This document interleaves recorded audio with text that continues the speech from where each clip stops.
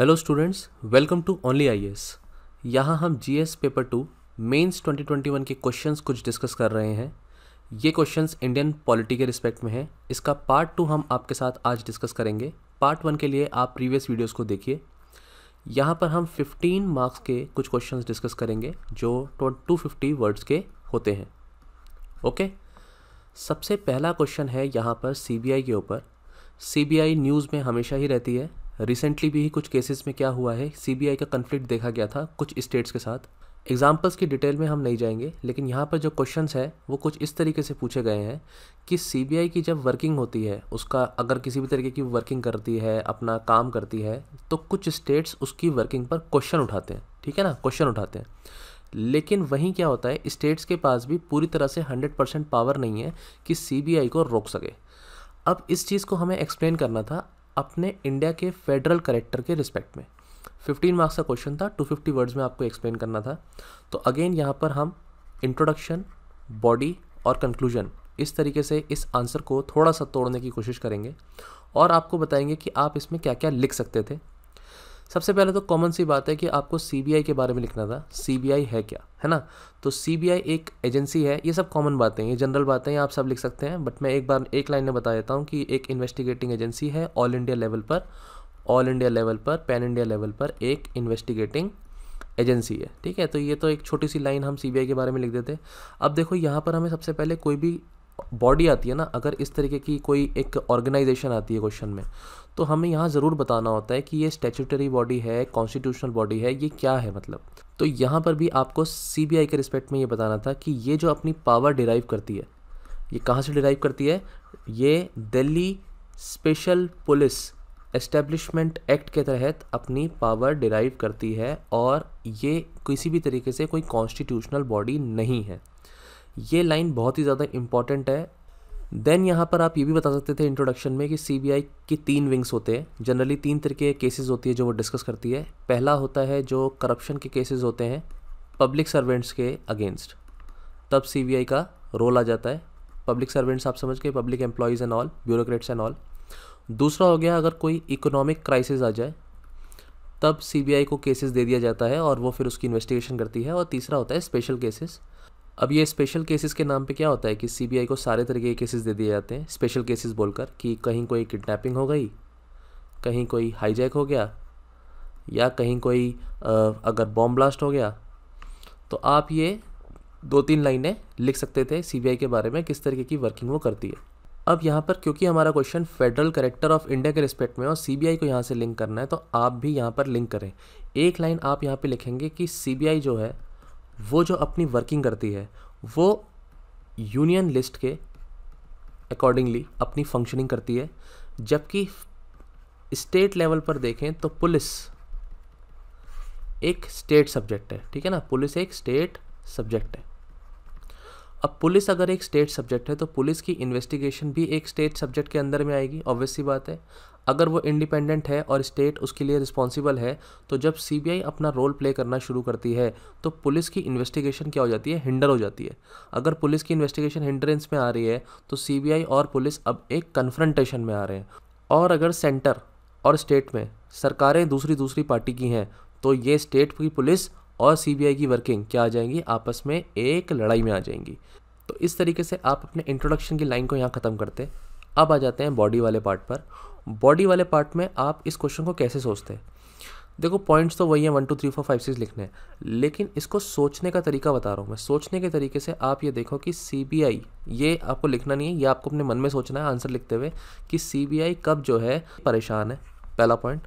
और आप सोचो कब सीबीआई खुश है, कि कब सीबीआई जो है अपना काम करना चाहती है पर उसे काम नहीं करने दिया जा रहा, और कब सीबीआई अपना काम करना चाहती है और वो कोई भी उसको रोक नहीं सकता। इस तरीके से थोड़ा सोचते तो अपना आंसर इसमें निकल के आता। अब फेडरल कैरेक्टर के रिस्पेक्ट में देखो तो सबसे पहला पॉइंट यहाँ पर आता है कि सीबीआई जब भी अपना काम करेगी, वो पैन इंडिया एजेंसी है, तो कभी भी अपना काम करेगी तो उसके लिए उसको जनरल कंसेंट चाहिए होती है एक। किससे? स्टेट से। बिफोर बिगिनिंग, जब वो बिगिन करने जाएगी अपनी इन्वेस्टिगेशन को, बार बार नहीं चाहिए, लेकिन एक जनरल कंसेंट चाहिए होती है किसी स्टेट से। स्टेट्स क्या होती है जनरली अपनी कंसेंट रखती ही हैं, और कुछ स्टेट जहाँ पर सेंटर और स्टेट की जो गवर्नमेंट है अगर वो सेम हो तो ये प्रॉब्लम बिल्कुल भी नहीं आती। प्रॉब्लम आती है जब थोड़ी जो पार्टीज़ हैं वो बिल्कुल अलग अलग हैं, जो सेंटर और स्टेट लेवल पर वर्क कर रही हैं, और ऐसे में क्या होता है कुछ स्टेट्स कोशिश करते हैं कि वो अपनी कंसेंट ना दे। वो एग्जांपल्स हैं जहाँ पर सीबीआई को फेल कर दिया जाता है, उसकी वर्किंग को रोक दिया जाता है, उसकी फंक्शनिंग को इम्पैक्ट किया जाता है, तो सीबीआई थोड़ा सा क्या हो जाती है, परेशान हो जाती है। ठीक है, और जब ऐसा होता है तो सेंटर और स्टेट के जो रिलेशंस हैं वो ख़राब हो जाते हैं। ठीक है, दूसरा पॉइंट आप यहाँ पे यही लिख सकते हो इसी को कनेक्ट करते हुए कि जब भी ऐसे कंसेंट मांगने जाएगी सीबीआई तो उसके कहाँ फंसा दिया जाएगा, उसको रेड टेपिज्म में फंसा दिया जाएगा। और कभी कभी क्या होता है वो रेड टेपिज्म में फाइल इधर से उधर घूमती रहती है, और अल्टीमेटली उसको जब तक परमिशन मिलती है या कभी डिले हो जाती है परमिशन, तो ऐसे में जस्टिस ही डिले हो जाता है ना। तो ये जो उसकी इन्वेस्टिगेशन है उसमें एक प्रॉब्लम आती है। अब सीबीआई परेशान है और फेडरल करेक्टर भी टूट रहा है कहीं ना कहीं, क्योंकि अगर स्टेट नहीं चाहती तो वो क्या करेगी, फाइल घुमाएगी, कंसेंट के लिए थोड़ा परेशान कर सकती है। कंसेंट यहाँ पर आप एक वर्ड विड्रॉ भी लिख सकते हैं। ठीक है, नेक्स्ट पॉइंट है भाई कोई न्यूट्रल बॉडी नहीं है, absence of any neutral body. हमारी कंट्री में कोई न्यूट्रल बॉडी ऐसी नहीं है जो सेंटर और स्टेट के रिलेशन को क्या करे, मेंटेन रख सके, और या फिर सीबीआई की वर्किंग को मेंटेन कर सके। जस्ट सीबीआई नहीं, और भी ऑर्गेनाइजेशंस हैं, उन सब के बीच में एक ब्रिज क्रिएट कर सके। ऐसी ऑर्गेनाइजेशन कोई होती तो फिर फंक्शनिंग थोड़ी सी स्मूथ हो जाती, थोड़ी ईजी हो जाती, लेकिन यहाँ तो वो नहीं हो पा रहा है। इस तरीके के पॉइंट्स हैं जो परेशान करते हैं कि भाई सीबीआई अपना काम करना भी चाहती है तो स्टेट उसको कहीं ना कहीं करने नहीं दे रही है ना। सिक्किम में हुआ था ये पहले कि सिक्किम में जो कंसेंट थी वो रोक दी गई थी, कि नहीं दी गई थी किसी भी इन्वेस्टिगेशन में, जस्ट बिकॉज कि सीएम जो थे वहाँ के उनके अगेंस्ट कुछ ऐसे ऐसे केसेस में उनका नाम आ रहा था। महाराष्ट्र में हमने देखा है कि महाराष्ट्र में जब ये रिसेंटली कुछ जो कोई एक्टर थे उनके सुसाइड का केस था, और सीबीआई जब वहाँ पे जाती है अपना काम करने की कोशिश करती है तो किस तरीके से गवर्नमेंट जो है उसको एक हिंड्रेंस क्रिएट करती है, एक ऐसा एटमॉस्फेयर क्रिएट करती है कि वो अपना काम इंडिपेंडेंट तरीके से नहीं कर पाती। इसके अलावा आप ये लिख सकते थे यहाँ पर कि सीबीआई अपना काम अच्छे से करना भी चाहे तो सीबीआई के ऊपर क्या किया जाता है, उसकी जो उसका नाम है उसको ख़राब किया जाता है। ठीक है, किस तरह से ख़राब किया जाता है कि भाई उस पर एलिगेशंस लगते हैं। कैसे एलिगेशंस लगते हैं कि वो वर्क कर रही है किसके against, against opposition party. Obviously ना सीबीआई क्या कर रही है, गवर्नमेंट के अंदर काम करती है, गवर्नमेंट जो है एजेंसी है, तो जब भी गवर्नमेंट एजेंसी काम करेगी तो इस तरीके से एलिगेशंस उसकी वर्किंग पे लगाए जाते हैं कि भाई ये तो अपोजिशन पार्टी के लीडर्स के ऊपर काम कर रही है, उन्हीं केसेस के ऊपर काम कर रही है जो अपोजिशन पार्टी के लीडर्स के ऊपर आते हैं। तो ये भी एक फेडरल कैरेक्टर को कहीं ना कहीं तोड़ने की कोशिश करती है। ठीक है, अब सीबीआई कहाँ खुश है बहुत ज़्यादा। सबसे पहला पॉइंट ये है कि जो यहाँ पे लिखा है कि जो स्टेट्स की पावर है विद होल्ड करने की कंसेंट को सीबीआई की, वो एब्सोल्यूट नहीं है। एब्सोल्यूट इसलिए नहीं है क्योंकि सुप्रीम कोर्ट और हाई कोर्ट अगर किसी केस में ऑर्डर दे दे कि भाई सीबीआई अपना इन्वेस्टिगेशन इस केस में करेगी, तो क्या होता है कि कोई भी स्टेट उसको रोक नहीं सकती। तो ये यहाँ पर कंसेंट की रिक्वायरमेंट नहीं होती, नो कंसेंट। ठीक है, देन अगर कोई केस अगर सीबीआई के हाथ में आता है और सीबीआई स्टेट में जाकर उसमें काम कर रही है, तो स्टेट की जो पुलिस है उसको उसे सपोर्ट करना ही पड़ेगा, है ना। ऐसा वो मना ही नहीं कर सकते कि हम आपको सपोर्ट नहीं करेंगे, उन्हें वो सपोर्ट करना ही पड़ेगा, लेकिन वो कन्फ्रंटेशन का रीज़न आ जाता है। तो सीबीआई को यहाँ पर ये कॉन्फिडेंस तो होता है कि चलो हम अपना फंक्शनिंग कर रहे हैं तो state police will support us. ठीक है, थर्ड पॉइंट यहाँ पे देखो कि सीबीआई ना एग्जेम्प्ट करी गई है आरटीआई के कहीं ना कहीं एक्ट से। इसमें क्या है कि आरटीआई में कुछ आएगी भी अगर क्वेरी सीबीआई के वर्किंग के या उसकी इन्वेस्टिगेशन से रिलेटेड, तो उसको छुपाया जा सकता है। आरटीआई एक्ट से इसको थोड़ा सा एग्जेम्प्ट किया गया है, तो यहाँ पर उसकी वर्किंग क्या हो जाती है, स्मूथ हो जाती है, ईजी हो जाती है। तो यहाँ पर जो भी पॉइंट्स मैंने आपको अभी तक बताए ये सारे पॉइंट्स बहुत ही जनरल थे। इसके लिए बहुत ज़्यादा एक्सपर्टीज़ की ज़रूरत नहीं थी कि तुम्हें बहुत ज़्यादा बड़ी कोई हैवी नॉलेज चाहिए होती। ये सब चीज़ें हम एग्ज़ाम के लिए प्रिपेयर करते हैं, छोटी छोटी बातें ऑलरेडी प्रिपेयर करते हैं। क्वेश्चन लंबा था, बड़ा था, समझने में हो सकता है कि दिक्कत हो, लेकिन जब इसके आंसर बनाने पर आते हैं आप, तो आप इसके आंसर को ईजिली क्रिएट कर सकते हैं। अल्टीमेटली इसके लास्ट में कंक्लूजन में अगर आप जाते तो कंक्लूजन में एक लाइन जो मेरे को लगता है हर स्टूडेंट यहाँ पर लिख कर ज़रूर आया होगा कि सुप्रीम कोर्ट ने सीबीआई को बोला है केज्ड पैरट। और उसे केज्ड पैरट इसलिए कहा जाता है क्योंकि उसके पास लिमिटेड पावर्स हैं। क्या है? लिमिटेड पावर्स हैं।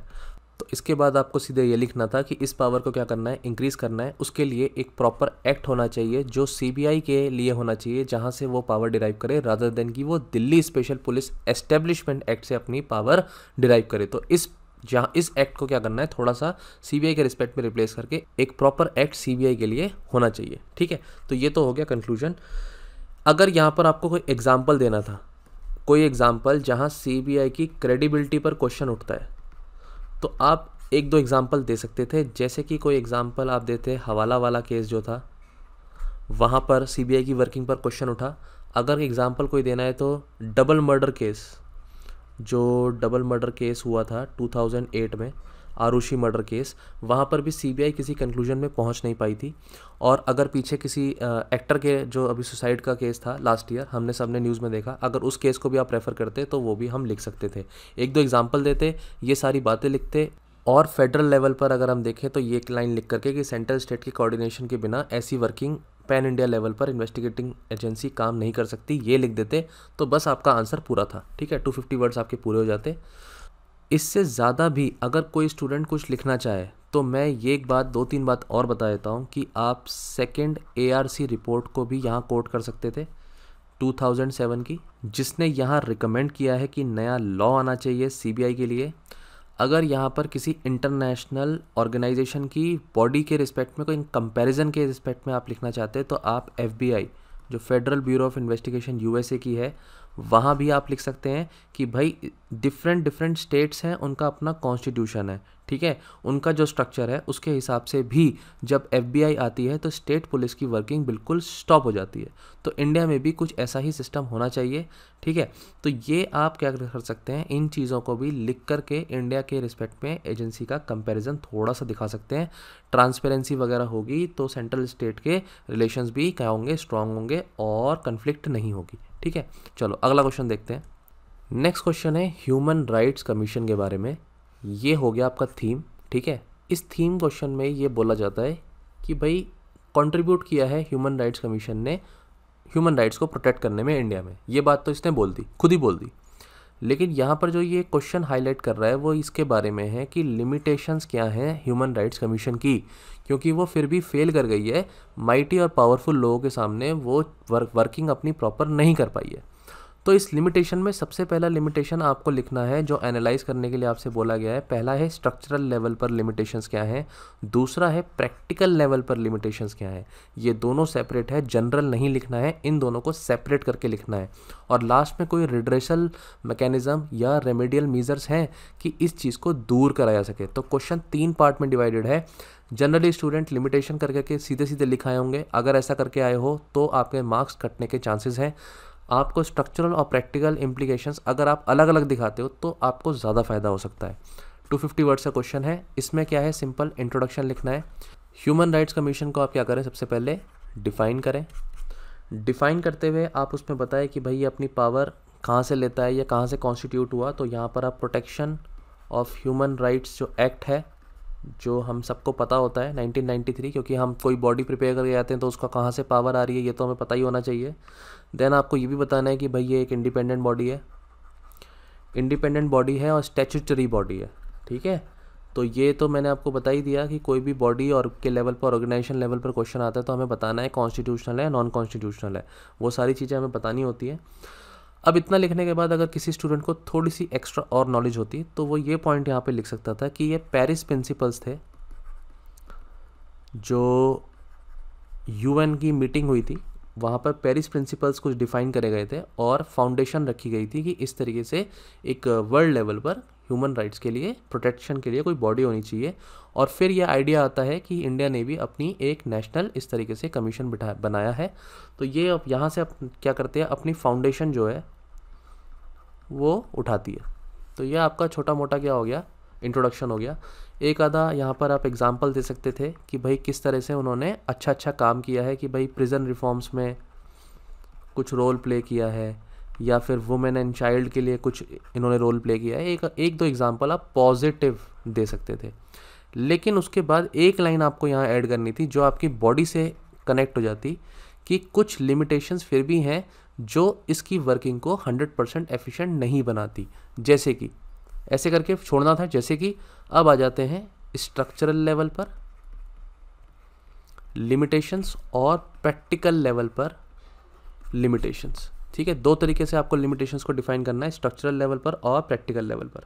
स्ट्रक्चरल मतलब हो गया कि इस ऑर्गेनाइजेशन का जो प्रॉपर स्ट्रक्चर है, पॉलिसी है, फंक्शनिंग है, वहाँ गड़बड़ कैसे हो रही है। ठीक है, वहाँ उसमें क्या इश्यूज़ हैं। तो सबसे पहला जो मेरे को इशू लगता है यहाँ पर जो हम लिख सकते थे वो है कि एक फाइनेंशियल ऑटोनॉमी नहीं है, फाइनेंशियल ऑटोनॉमी नहीं है इस ऑर्गेनाइजेशन के पास, जिसकी वजह से इसकी जो बहुत सी वर्किंग है वो रुक जाती है। सेकंड पॉइंट आप यहाँ लिख सकते थे कि इसका जो स्टाफ है ना, वो स्टाफ कैसा है, वो स्टाफ इंडिपेंडेंट नहीं है,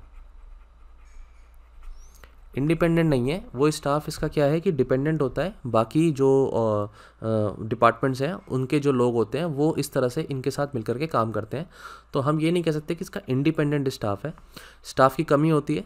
ठीक है, तीसरा पॉइंट आप यहीं पर इसमें ऐड करते हैं या फिर अलग से बनाते हैं, तो स्टाफ लिमिटेड भी है, लिमिटेड स्टाफ है। ठीक है, फोर्थ पॉइंट आप कह सकते हैं कि इसकी जो वर्किंग है वो रिकमेंडरी है।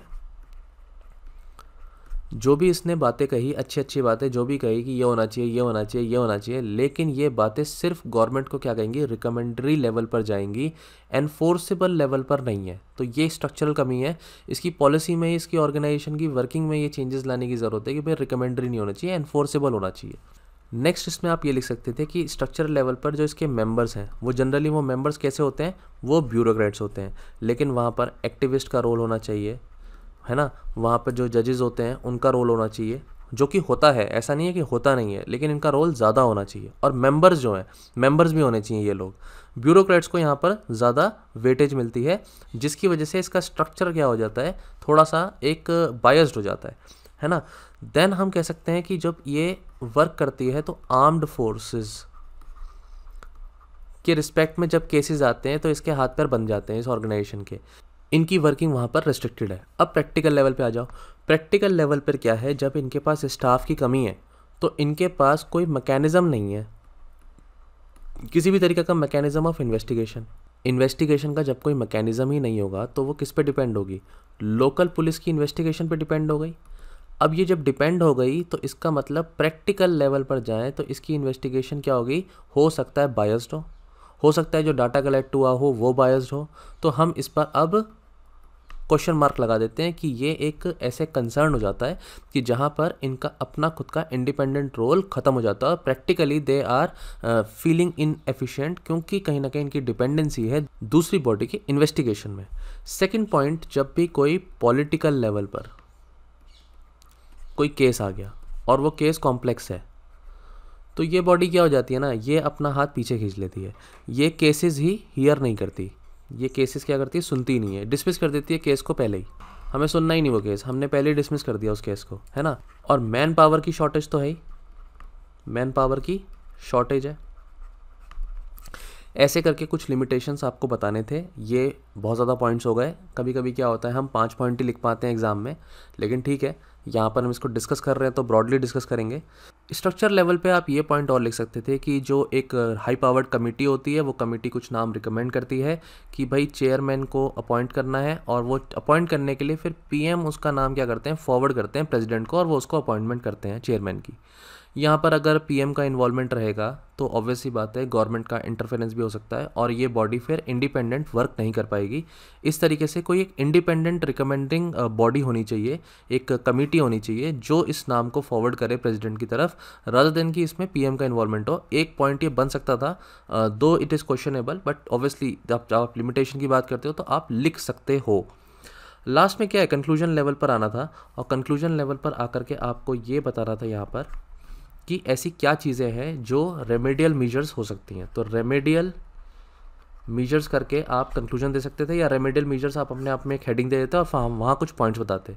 यही लिमिटेशंस हैं जिनको हमें ओवरकम करना है कि रिकमेंडरी नेचर ना होकर के ये एनफोर्सेबल होनी चाहिए, इंडिपेंडेंट स्टाफ होना चाहिए, वही सब बातें हैं। लेकिन आप उसको इस तरह से लिख रहे हो कि ब्यूरोक्रेट्स की जगह यहाँ एक्टिविस्ट या फिर जजेस जो होते हैं, सिविल सोसाइटी के लोग होते हैं, वो भी मेंबर्स बन जाने चाहिए, मेंबर्स के रिस्पेक्ट में आप लिख देते। एक पॉइंट यहाँ पर ये भी है कि अगर कोई इंसिडेंट है और उसकी जो कंप्लेंट है, कोई कंप्लेंट जो है वो 1 साल के अंदर नहीं की जाती और उसमें मोर देन 1 ईयर हो जाता है, तो फिर क्या होता है कि ह्यूमन राइट्स कमीशन जो है उसमें रोल प्ले नहीं करता है ना। तो वो फिर क्या है कि ये अपने आप में एक पॉइंट हो जाता है कि ऐसा नहीं होना चाहिए, इसको भी चेंज करने की ज़रूरत है। जस्ट बिकॉज कि 1 साल हो गया इंसिडेंट को और वो कंप्लेन नहीं आई थी, तो कंप्लेन हो सकता है बाद में आ जाए, कोई रीज़न हो, लेकिन ह्यूमन राइट्स को यहाँ पर वो केस लेना चाहिए। ठीक है, ऐसे कर करके आप यहाँ पर अपने कुछ पॉइंट्स बता देते, रेमेडी वाले 4 पॉइंट 5 पॉइंट, और अल्टीमेटली लास्ट में कंक्लूजन दे देते। कंक्लूजन में आप ये पॉइंट लिख सकते हैं कि भाई सुप्रीम कोर्ट ने इसको टूथलेस टाइगर बोला था। एक केस में नेशनल ह्यूमन राइट्स कमीशन को क्या बोला गया था? Toothless tiger. इसको चेंज करने की ज़रूरत है, हमें इस बॉडी को पावर देने की ज़रूरत है, इस तरीके की पावर कि वो इंडिपेंडेंट वर्किंग अपनी कर पाए। अगर उसका चेयरमैन ही अपॉइंट होता है by the recommendation of PM, तो ये एक बायसनेस लेकर के आता है, ऐसा नहीं होना चाहिए। इंडिपेंडेंट कैरेक्टर होना चाहिए। ब्यूरोक्रेट्स के लिए कहीं ना कहीं ये ऐसी ऑर्गेनाइजेशन ना बन जाए कि वो उनका जो रिटायरमेंट है वो रिटायरमेंट प्लान कर लें इस ऑर्गेनाइजेशन में आने के लिए, ऐसा भी नहीं होना चाहिए।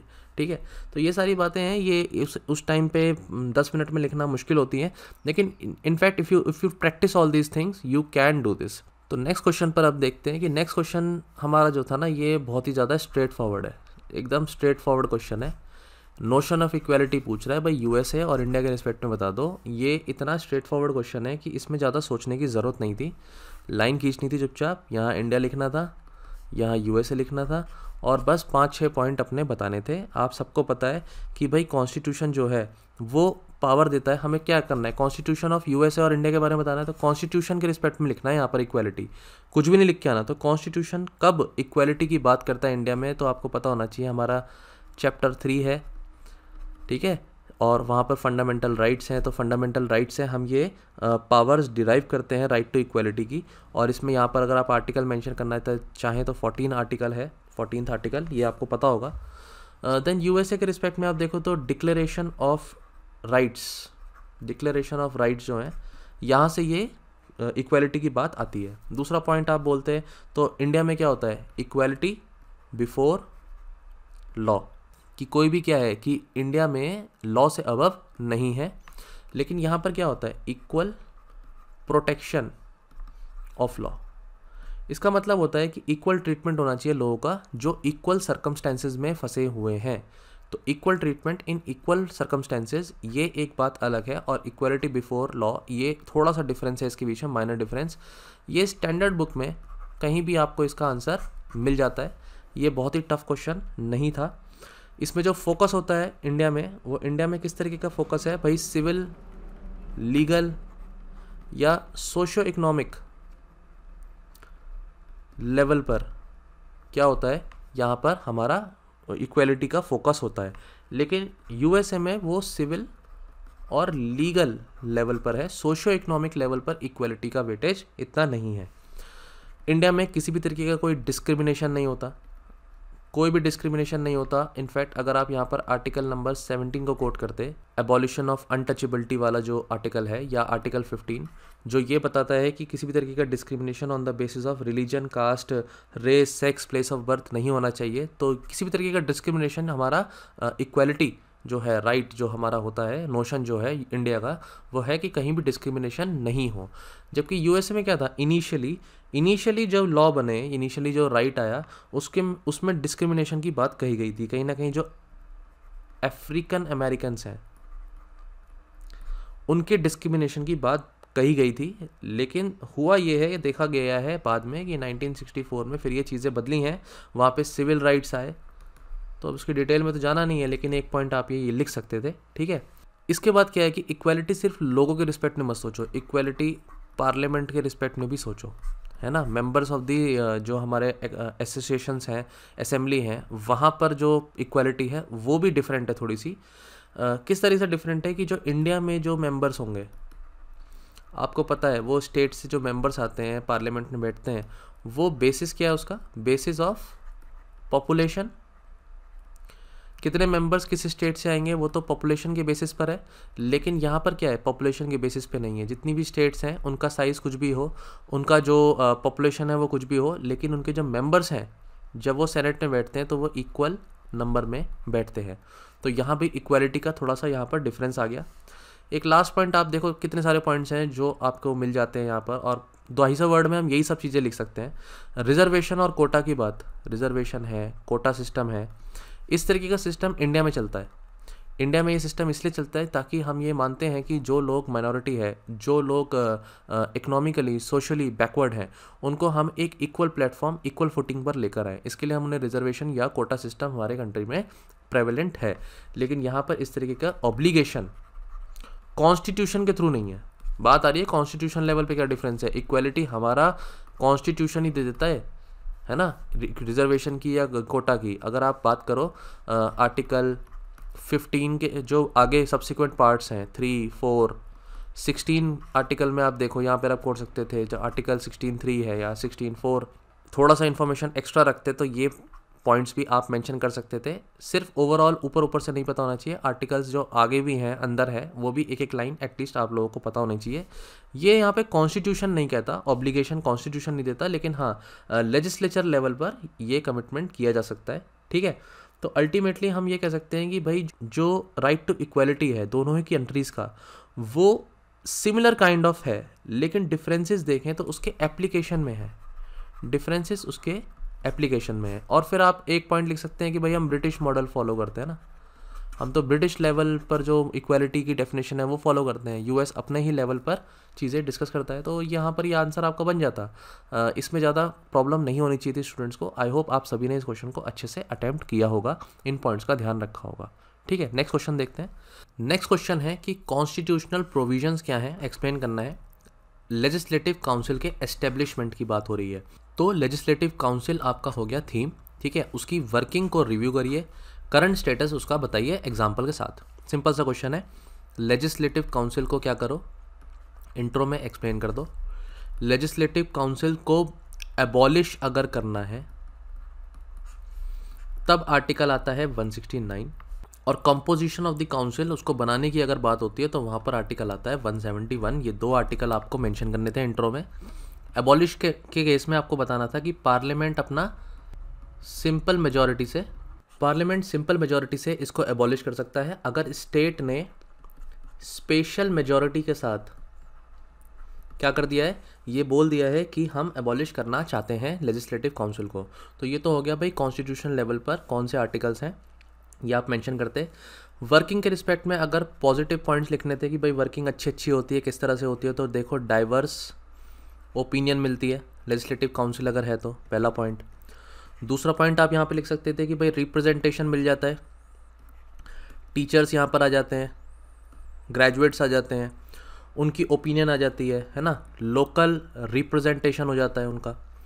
तो एक तीसरा पॉइंट यहाँ पे लिखते हैं कि विजडम जो है वो डाइवर्स लोगों की मिलती है, जिसकी वजह से पॉलिसी मेकिंग क्या हो जाती है, बेटर हो सकती है। फोर्थ पॉइंट आप लिख देते हैं कि भाई जो प्रेशर है लेजिस्लेचर पर, वो प्रेशर कम हो जाता है ना, क्योंकि क्या है कि लेजिस्लेटिव काउंसिल उसमें हेल्प करेगी किसी भी तरीके के पॉलिसी को बनाने के लिए, और नॉमिनेटेड मेंबर्स आएंगे। नॉमिनेटेड मेंबर्स का भी क्या है, एक्सपीरियंस यहाँ पर यूज हो जाएगा। ये कुछ हो गई पॉजिटिव बातें। अब नेगेटिव कुछ लिखना हो वर्किंग में, यहाँ पर आप लिख सकते हैं कि भाई रिकमेंडरी नेचर के इसके सजेशंस होते हैं। बहुत से ऐसे बिल होते हैं जहाँ इनकी जो रिकमेंडेशंस होती हैं वो बाइंडिंग नहीं होती लेजिस्लेटिव असेंबली पर, फर्स्ट पॉइंट।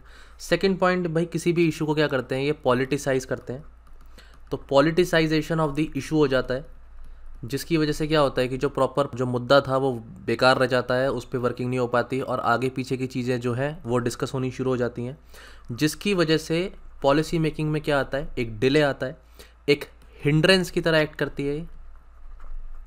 है ना, सिस्टम में एक हिंड्रेंस की तरह काम करती है। और अल्टीमेटली क्या है, इनके जो पर्क्स होंगे, इनकी जो सैलरी होगी, उसका एक बेकार में स्टेट के ऊपर क्या आएगा, खर्चा आएगा, तो उसकी कॉस्ट क्या हो जाती है, सरकार का खर्चा क्या हो जाता है, वो बढ़ जाता है। ये हो गई नेगेटिव बातें। कुछ पॉजिटिव लिख देनी है, कुछ नेगेटिव लिख देनी है। अगेन ये सब बहुत ही जनरल चीज़ें हैं। अगर कोई भी एस्पिरेंट अच्छे से लेजिस्लेटिव काउंसिल या कोई भी टॉपिक अगर पढ़ेगा तो वो ये सारी बातें कॉमन सेंस के थ्रू भी अपने लिख सकता है। अगेन बहुत ज़्यादा इसमें रिक्वायरमेंट नहीं थी एक्सपर्टीज़ की। अब आ जाते हैं यहाँ पर कि करंट स्टेटस लेजिस्लेटिव काउंसिल्स का क्या है। वहाँ आप बता सकते हैं कि भाई ऐसी 6 स्टेट्स हैं जहाँ पर इस तरीके की लेजिस्लेटिव काउंसिल है आज के टाइम पे। उत्तर प्रदेश में है, आंध्र प्रदेश में है, तेलंगाना जब अलग हुआ है आंध्र प्रदेश से तो वहाँ पर भी है, कर्नाटका, महाराष्ट्र और बिहार। ये तो हो गया भाई करंटली यहाँ लेजिस्लेटिव काउंसिल्स ऑलरेडी हैं। और अब आती है बात एग्जाम्पल्स की। एग्जाम्पल्स में आपको देना था कि क्योंकि इसकी फंक्शनिंग एफिशिएंट है, एक पॉजिटिव दे दो एक नेगेटिव दे दो। पॉजिटिव में आप दे दो कि इसकी फंक्शनिंग एफिशिएंट है, तो वेस्ट बंगाल जैसी स्टेट कोशिश कर रही है कि लेजिस्लेटिव काउंसिल वहाँ पर आ जाए उस स्टेट के अंदर। वो भी बड़ी स्टेट है, पॉपुलेशन बहुत ज़्यादा है, लेजिस्लेटिव असेंबली के ऊपर बहुत ज़्यादा बर्डन होता है, तो कहीं ना कहीं लेजिस्लेटिव काउंसिल आएगी तो एफिशिएंसी बढ़ जाएगी वर्किंग की, ऐसा सोचा गया है। तो ये हो गया एग्जाम्पल पॉजिटिव का। नेगेटिव का आप एग्जाम्पल दे सकते हैं कि आंध्र प्रदेश ने 2020 में जनवरी में अपनी लेजिस्लेटिव असेंबली में एक रिजोल्यूशन पास किया था कि भाई हमें अपनी लेजिस्लेटिव काउंसिल को क्या करना है, एबॉलिश करना है। ठीक है, लेकिन आप देखो नवंबर 2021 में उन्होंने अपना ये रिजोल्यूशन क्या कर लिया, विड्रॉ कर लिया। क्वेश्चन ऐसे ही थोड़ा ना बना एग्जाम में आप देखो कि रिसेंटली में 2 स्टेट्स ऐसी हैं जो एक बनाने की कोशिश कर रही है, एक हटाने की कोशिश कर रही है, तभी तो उसने पूछा भी करंट स्टेटस ऑफ वर्किंग बताओ। क्लियर। तो न्यूज़ में अगर आपने थोड़ा बहुत भी ये चीज़ें पढ़ी होती तो आपको ये बात पता होती कि इस पे क्वेश्चन बन सकता है। तो 2020 में इस तरीके का रिजोल्यूशन पास होता है, 21 में वो फिर रिजोल्यूशन विड्रॉ हो जाता है। ये आंध्र प्रदेश के रिस्पेक्ट में एग्जाम्पल हो गया, ये वेस्ट बंगाल के रिस्पेक्ट में एग्जाम्पल हो गया। 2 एग्जाम्पल दे करके करंट स्टेटस बता करके आप इसको कंक्लूड कर सकते थे कि लेजिस्लेटिव काउंसिल बड़ी स्टेट अगर है तो वहाँ पर एक रिक्वायरमेंट भी हो जाती है उस स्टेट की पॉलिसी पर एक चेक लगाने के लिए, क्योंकि एक हेस्टी डिसीजन नहीं होना चाहिए। तो आई होप आपको ये बात समझ में आ गई होगी कि लिमिटेड नॉलेज भी अगर हो तो कैसे अपने आंसर को आप अच्छा बना सकते हैं, right. So thank you so much students.